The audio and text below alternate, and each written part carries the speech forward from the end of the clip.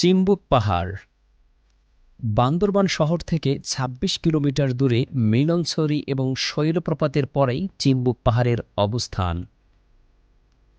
গাড়িতে চড়ে সরাসরি পাহাড়চূড়ায় পৌঁছা যায়।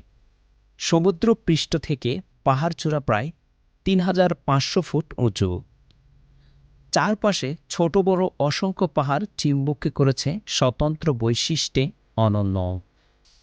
এখানে পর্যটকরা মেঘের কাছাকাছি যাওয়ার সুযোগ পান।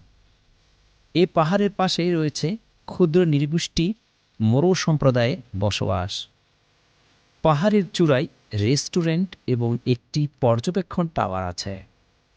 বান্দরবান জেলার সবকটি উপজেলার সঙ্গে টেলিযোগাযোগ ব্যবস্থা রক্ষার জন্য এখানে বাংলাদেশ তার ও টেলিফোন বোর্ড একটি বেজ স্টেশন ও টাওয়ার স্থাপন করেছে।